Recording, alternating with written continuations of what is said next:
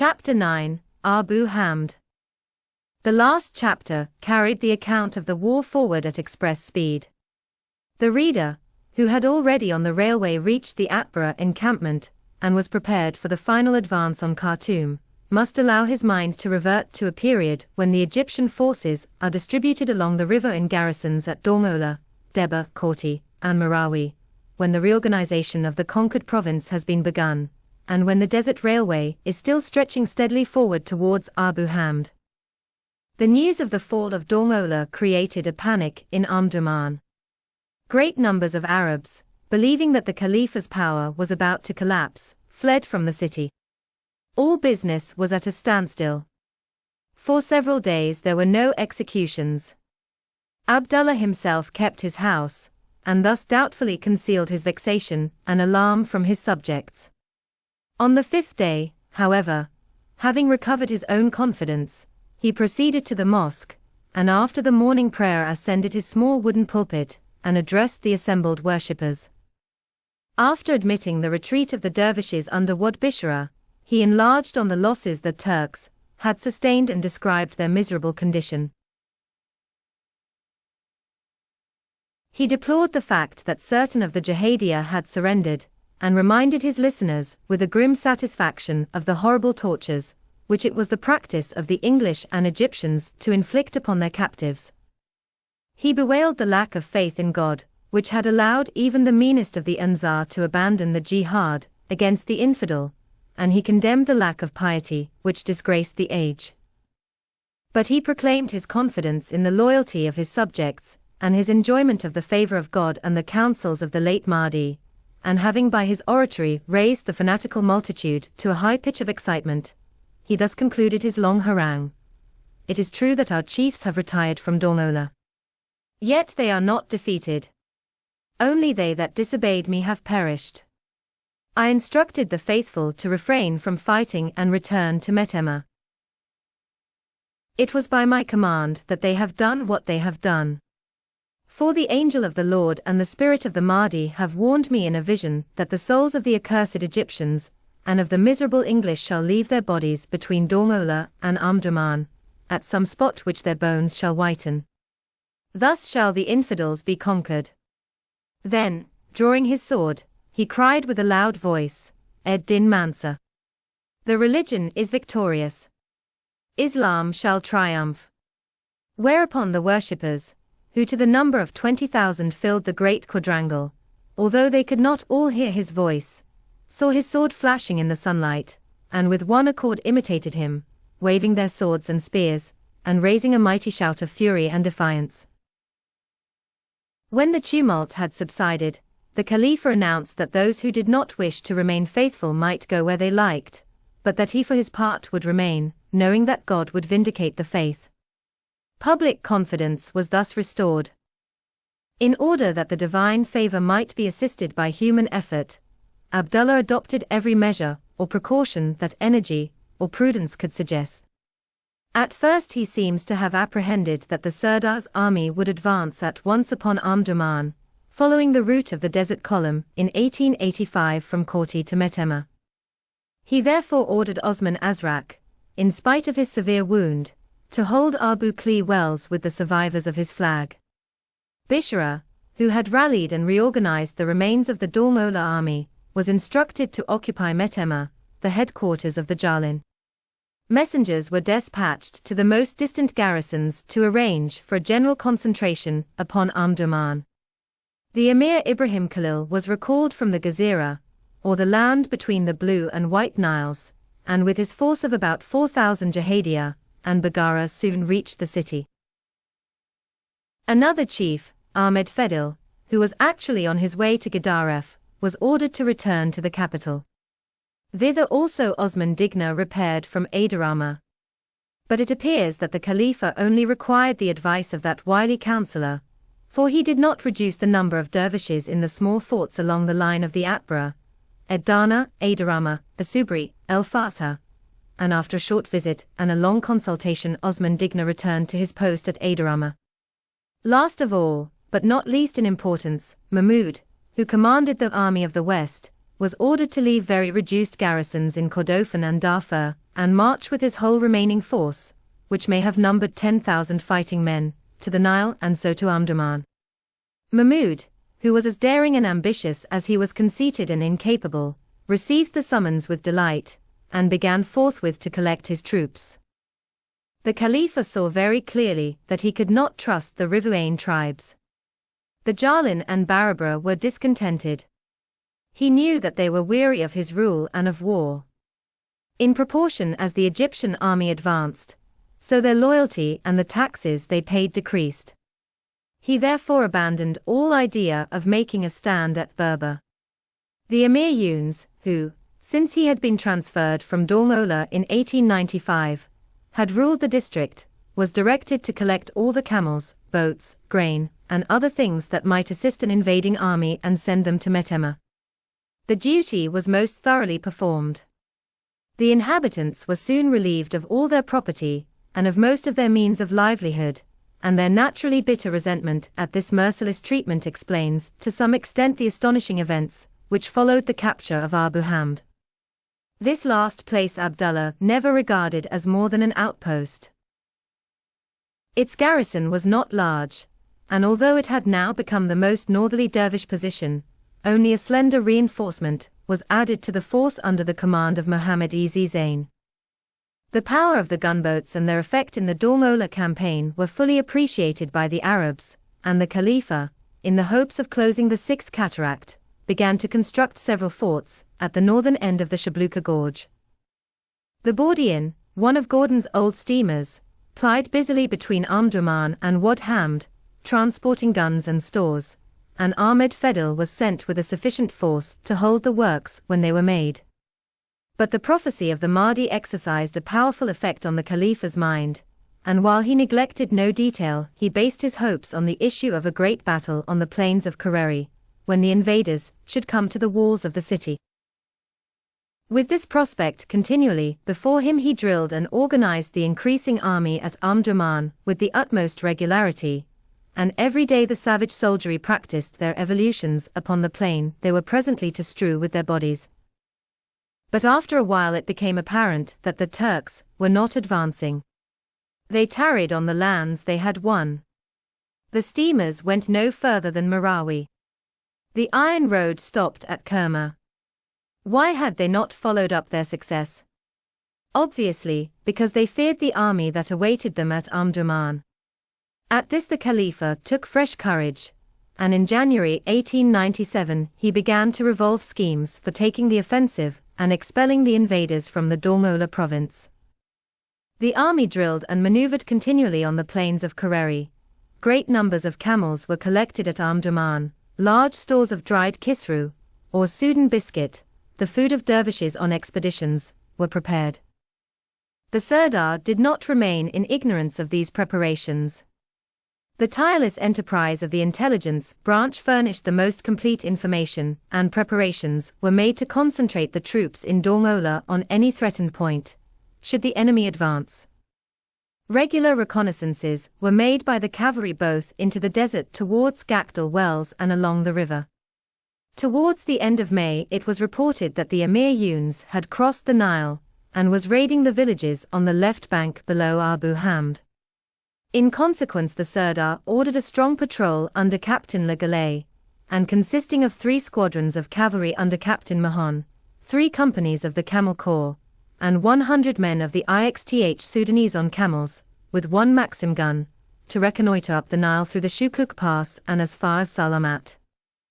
The outward journey was unbroken by incident, but as the patrol was returning it was attacked by an equal force of dervishes, and a sharp little skirmish ensued in which 1 British officer, Captain Peyton, was severely wounded, 9 Egyptian troopers were killed, and 3 others wounded.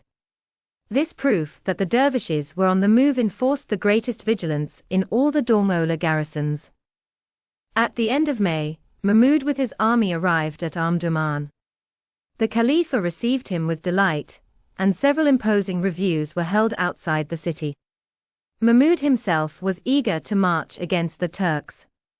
He had no experience of modern rifles, and felt confident that he could easily destroy, or at least roll back the invading forces.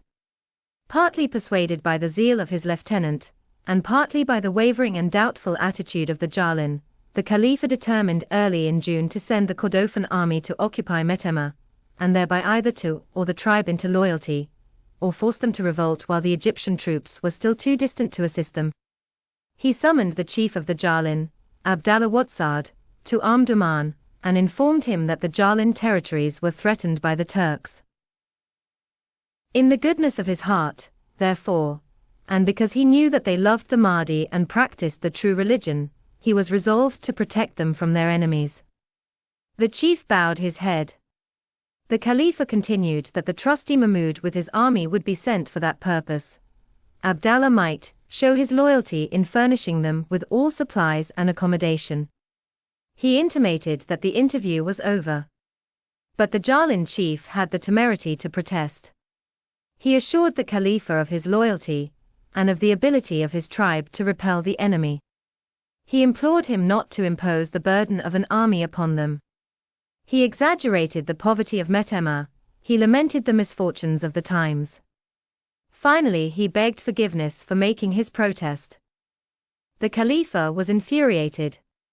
Forgetting his usual self-control and the forms of public utterance, he broke out into a long and abusive harangue. He told the chief that he had long doubted his loyalty, that he despised his protestations, that he was worthy of a shameful death, that his tribe were a blot upon the face of the earth, and that he hoped Mahmud would improve their manners and those of their wives.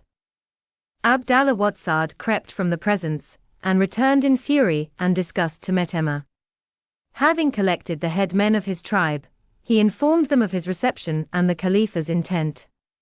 They did not need to be told that the quartering upon them of Mahmud's army meant the plunder of their goods, the ruin of their homes, and the rape of their women. It was resolved to revolt and join the Egyptian forces. As a result of the council, the Jalin chief wrote 2 letters. The first was addressed to the Sirdar, and reached General Rundle at Marawi by messenger on the 24th of June. It declared the Jalin submission to the government, and begged for help, if possible in men, or, failing that, in arms, but ended by saying that, help or no help, the tribe were resolved to fight the dervishes and hold Metemma to the death. The second letter, a mad and fatal letter, carried defiance to the Khalifa. Rundle, who was at Marawi when the Jalin messenger found him, lost no time. A large amount of ammunition, and 1,100 Remington rifles were speedily collected, and hurried on camels across the desert, by the Khorta-Metemma route, escorted by a strong detachment of the Camel Corps. The Khalifa did not receive his letter until the 27th of June. But he acted with even greater promptitude. Part of Mahmud's army had already started for the north. Mahmud and the rest followed on the 28th. On the 30th, the advanced guard arrived before Metemma. The Jalin prepared to resist desperately. Nearly the whole tribe had responded to the summons of their chief, and more than 2,500 men were collected behind the walls of the town. But in all this force there were only 80 serviceable rifles, and only 15 rounds of ammunition each. Abdallah expected that the dervishes would make the heaviest attack on the south side of Metemma, and he therefore disposed his few riflemen along that front. The defense of the rest of the town had perforce to be entrusted to the valor of the spearmen. On the morning of the 1st of July, Mahmud, with a force variously estimated at 10,000 or 12,000 men, began his assault. The first attack fell, as the chief had anticipated, on the southern face. It was repulsed with severe loss by the Jalin riflemen. A second attack followed immediately. The enemy had meanwhile surrounded the whole town, and just as the Jalin ammunition was exhausted, a strong force of the dervishes penetrated the northern face of their defenses, which was held only by spearmen.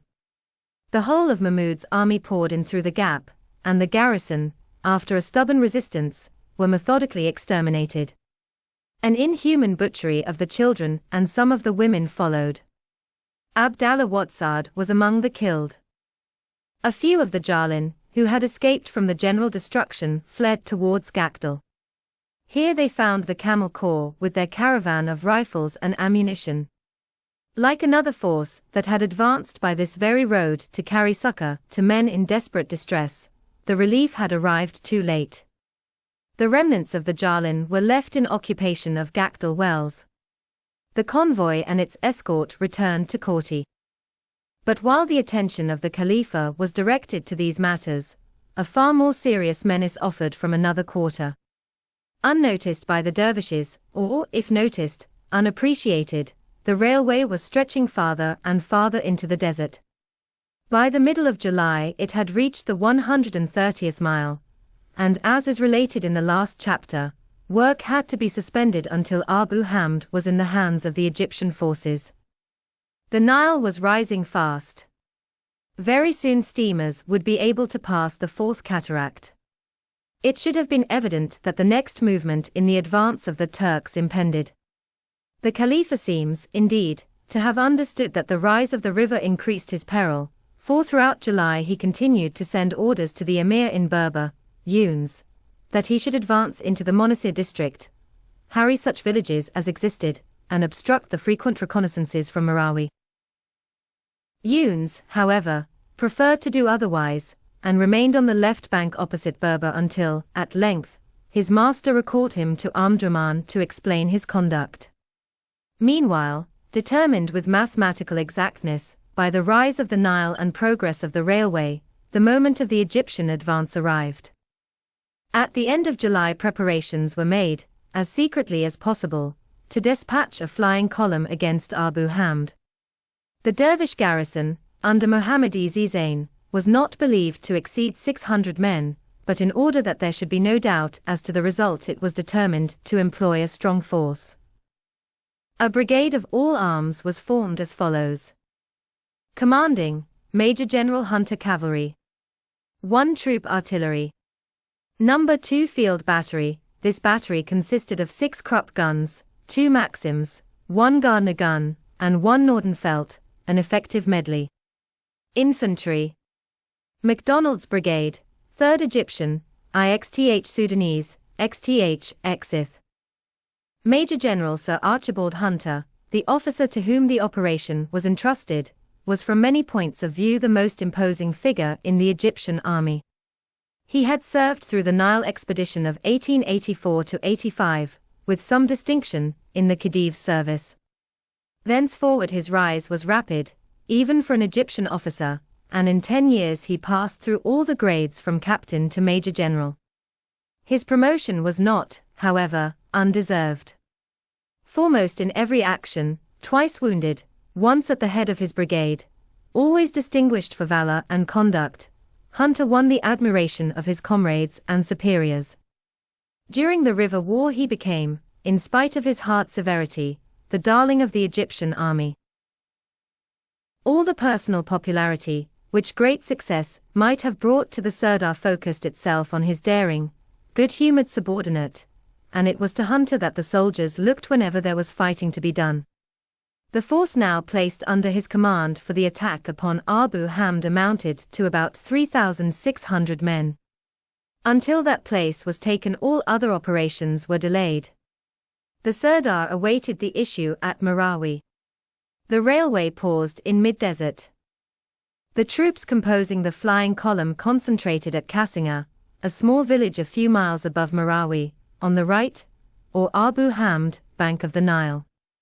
General Hunter began his march on the 29th of July. The total distance from Kassinga to Abu Hamd is 146 miles.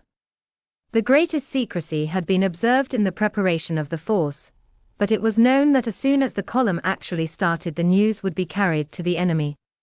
Speed was therefore essential, for if the dervish garrison in Abu Hamd were reinforced from Berber, the flying column might not be strong enough to take the village. On the other hand, the great heat and the certainty that the troops would have to fight an action at the end of the march imposed opposite considerations on the commander. To avoid the sun, the greater part of the distance was covered at night. Yet the advantage thus gained was to some extent neutralized by the difficulty of marching over such broken ground in the darkness. Throughout the whole length of the course of the Nile there is no more miserable wilderness than the Monastir desert. The stream of the river is broken and its channel obstructed by a great confusion of boulders, between and among which the water rushes in dangerous cataracts. The sandy waste approaches the very brim, and only a few palm trees, or here and there a squalid mud hamlet, reveal the existence of life. The line of advance lay along the river, but no road relieved the labor of the march. Sometimes trailing across a broad stretch of white sand, in which the soldiers sank to their ankles, and which filled their boots with a rasping grit, sometimes winding over a pass, or through a gorge of sharp-cut rocks, which, even in the moonlight, felt hot with the heat of the previous day, always in a long, jerky, and interrupted procession of men and camels, often in single file, the column toiled painfully like the serpent to whom it was said, "On thy belly shalt thou go, and dust shalt thou eat." The column started at 5:30 in the evening, and by a march of 16.5 miles reached Mushr el-Obiad at about midnight. Here a convenient watering place, not commanded by the opposite bank, and the shade of 8 or 10 thorny bushes afforded the first suitable bivouac. At 3:30 p.m. on the 30th the march was continued 8.5 miles to a spot some little distance beyond Shebabit. The pace was slow, and the route stony and difficult. It was after dark when the halting place was reached. Several of the men strayed from the column, wandered in the gloom, and reached the bivouac exhausted. General Hunter had proposed to push on the next day to Hosh el-Jeref, but the fatigues of his troops in the 2-night marches had already been severe, and as, after Abu Haraz, the track twisted away from the river so that there was no water for 5 miles, he resolved to halt for the day and rest. Hosh el-Jeref was therefore not reached until the 1st of August, the day later than had been expected, but the rest had proved of such benefit to the troops that the subsequent acceleration of progress fully compensated for the delay. The column moved on again at midnight, and halted at daybreak at Salmi. In the small hours of the next morning the march was resumed. The road by the Nile was found too difficult for the Maxim guns, which were on wheels, and these had to make a detour of 28 miles into the desert, while the infantry moved 10 miles along the river. In order that the Maxims should not arrive alone at Dakfili, General Hunter had marched thither with the IXTH Sudanese at 11 p.m. on the previous day. The rest of the column followed a few hours later. On the 4th, by an 18-mile march through deep sand, El Kab was reached. A single shot was fired from the opposite bank of the river as the cavalry patrol entered the village, and there was no longer any doubt that the dervishes knew of the advance of the column. Both the troops and the transport were now moving admirably, nevertheless, their sufferings were severe. The nights were consumed in movement. Without shade the soldiers could not sleep by day. All ranks wearied, and the men would frequently, during the night marches, sink down upon the ground in profound slumber, only to be sternly aroused and hurried on. But the pace of the advance continued to be swift. On the 5th, the force, by a 14-mile march, reached Kula. Here they were joined by Sheikh Abdel Azim, with 150 Ababda camelmen from Murat Wells. Up to this point 3 Egyptians had died and 58 men had been left behind exhausted in depots. A double ration of meat was issued to the whole force. The column moved on during the night, and arrived at Jinifab at 8 a.m. on the morning of the 6th. Here startling news of the enemy was received. It was known that Muhammad Zain was determined to fight, and a trustworthy report was now received that a large force was coming down from Berber to support the Abu Hamd garrison. In spite of the long marches and the fatigues of the troops, General Hunter resolved to hurry on. He had already made up the day spent at Abu Haraz. He now decided to improve on the prescribed itinerary, accelerate his own arrival, and anticipate that of the dervish reinforcements. Accordingly the troops marched all through the night of the 6-7th, with only a short halt of an hour and a half, so as to attack Abu Hamd at dawn. After covering 16 miles of bad ground, the flying column reached Jinifab, 144 miles from Kassinga, and only 2 from the dervish post, at 3:30 on the morning of the 7th of August. A halt of 2 hours was allowed for the troops to prepare themselves. Half the 3rd Egyptian Battalion remained as escort to the transport and reserve ammunition, and then the force moved off in the darkness towards the enemy's position. The village of Abu Ham straggles along the bank of the Nile, and consists of a central mass of mud houses, intersected by a network of winding lanes and alleys, about 500 yards long by perhaps 100 yards wide.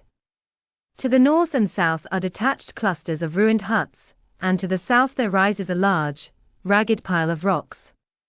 The ground slopes gradually up from the river, so that at a distance of 300 yards the village is surrounded on 3 sides by a low plateau.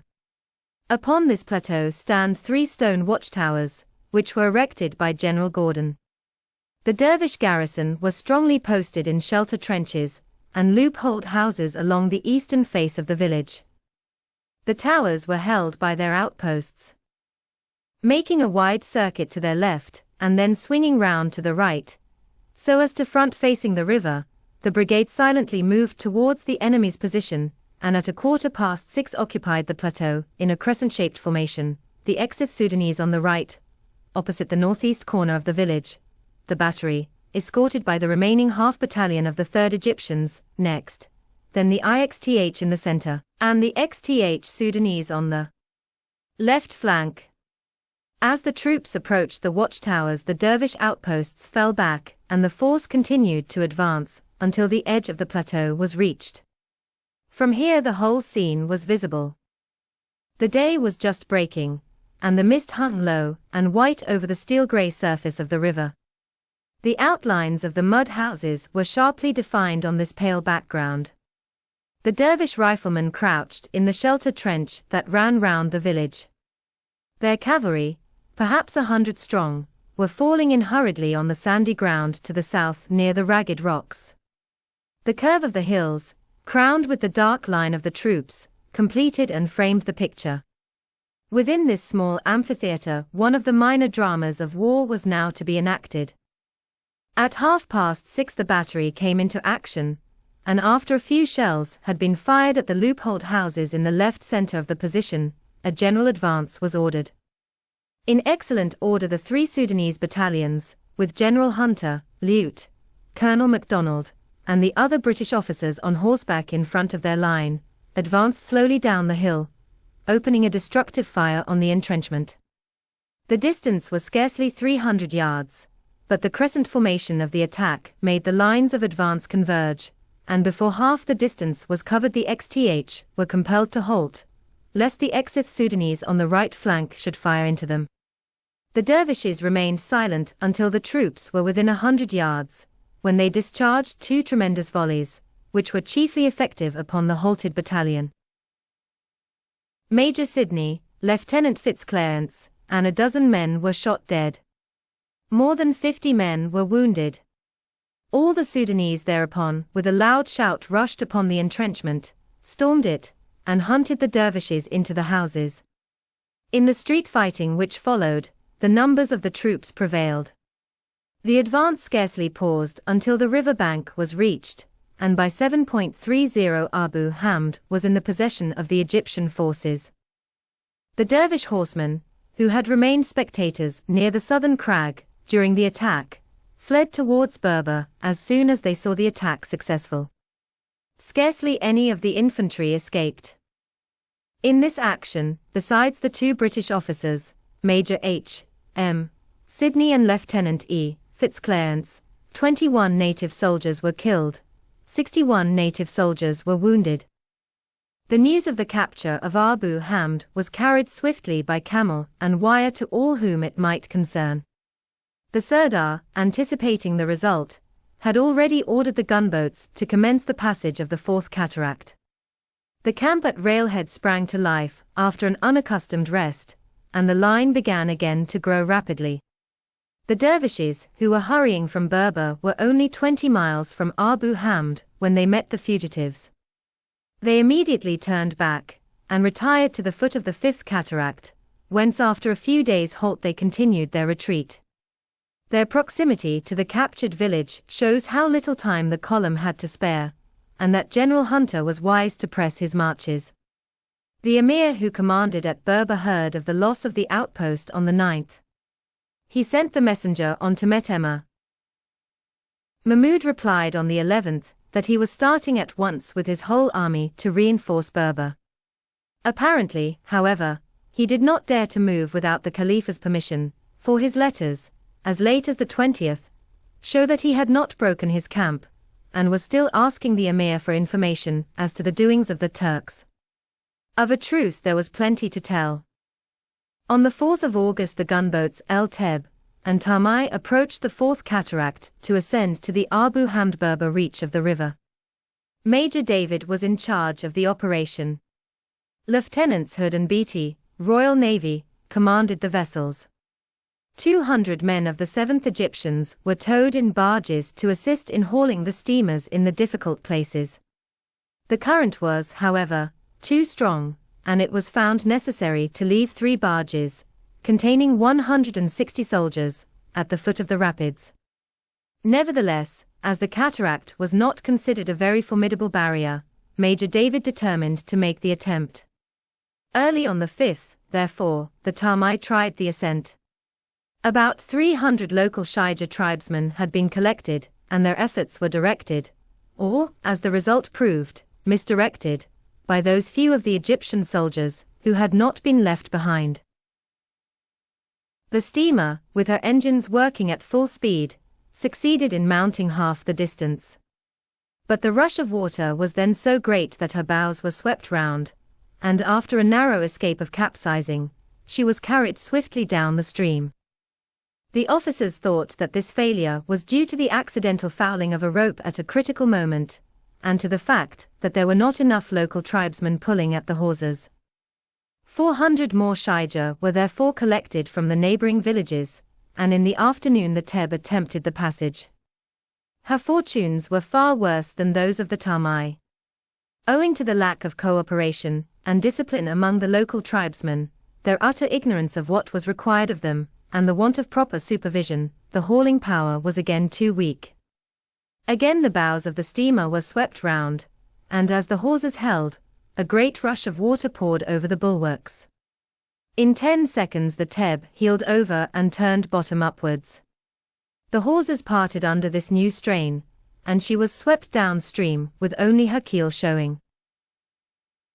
Lieutenant Beatty and most of the crew were thrown, or glad to jump, into the foaming water of the cataract, and, being carried down the river, were picked up below the rapids by the Tamai, which was luckily under steam. Their escape was extraordinary, for of the score who were flung into the water only 1 Egyptian was drowned.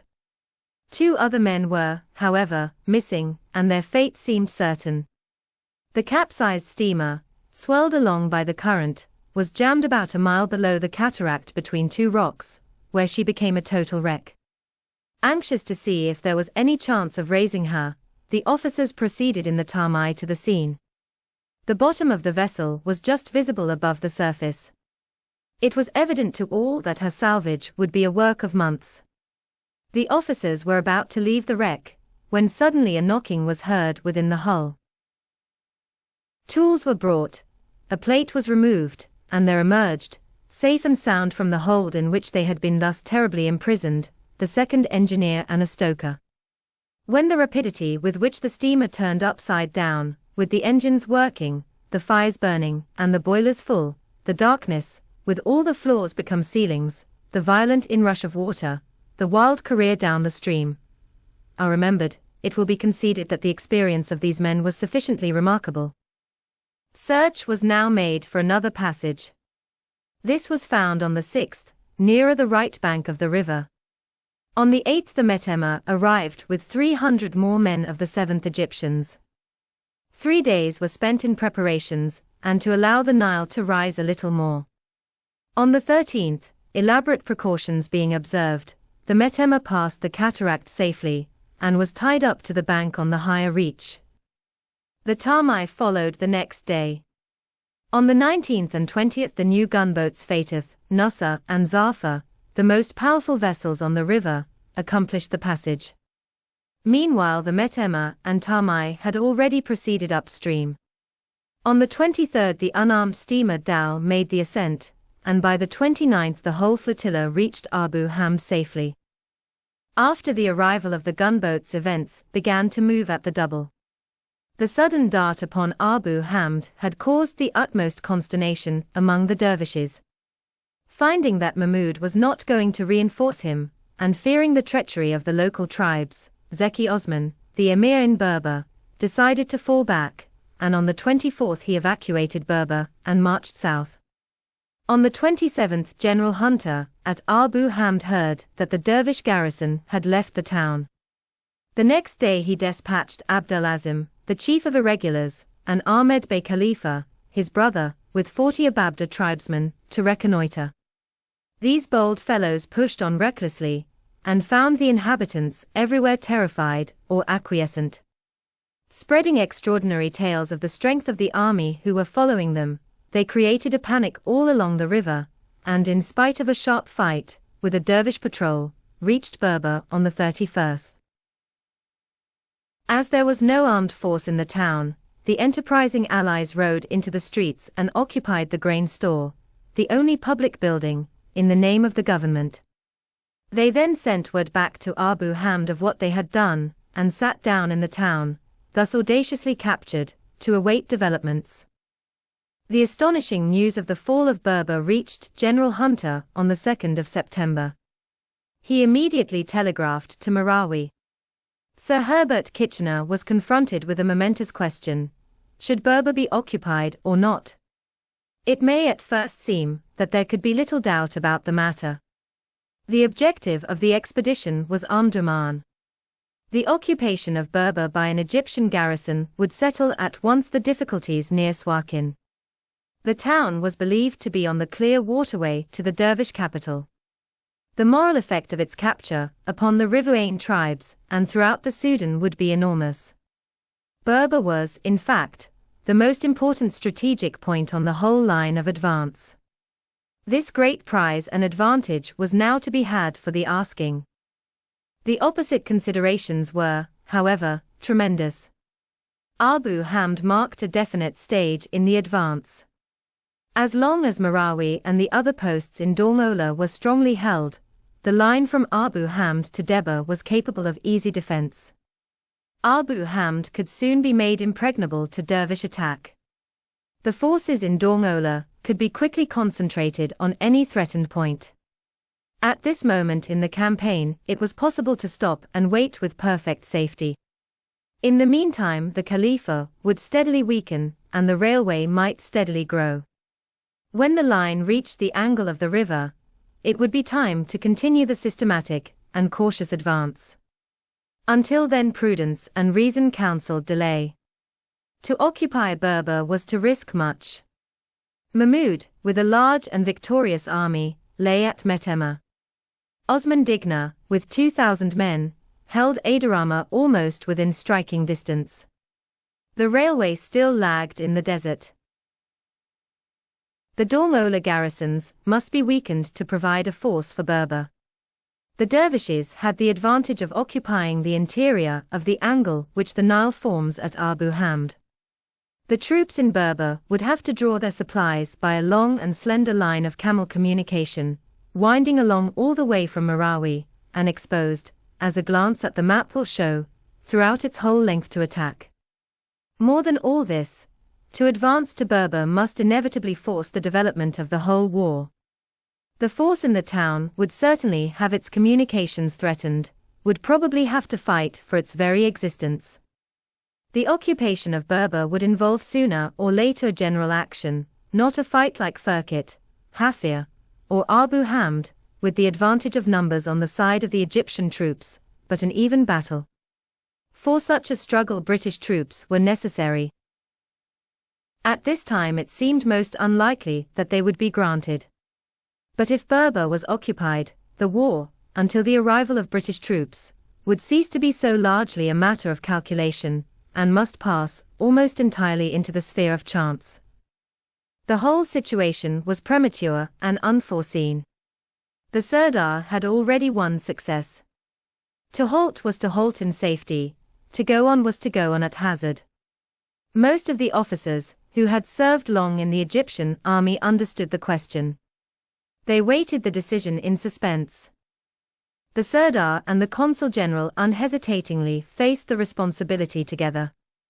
On the 3rd of September, General Hunter received orders to occupy Berber. He started at once with 350 men of the IXTH Sudanese on board the gunboats Tamai, Zafar, Nusra, and Fatih. Shortly after daybreak on the 5th, the Egyptian flag was hoisted over the town. Having disembarked the infantry detachment, the flotilla steamed south to try to harass the retreating emir. They succeeded, for on the next day they caught him, moving along the bank in considerable disorder, and opening a heavy fire, soon drove the mixed crowd of fugitives, horse and foot, away from the river into the desert. The gunboats then returned to Berber, towing a dozen captured grain boats. Meanwhile, the Sirdar had started for the front himself. Riding swiftly with a small escort across the desert from Marawi, he crossed the Nile at the Bagara Cataract and reached Berber on the 10th of September. Having inspected the immediate arrangements for defense, he withdrew to Abu Hamd, and there busily prepared to meet the developments, which he well knew might follow at once, and must follow in the course of a few months.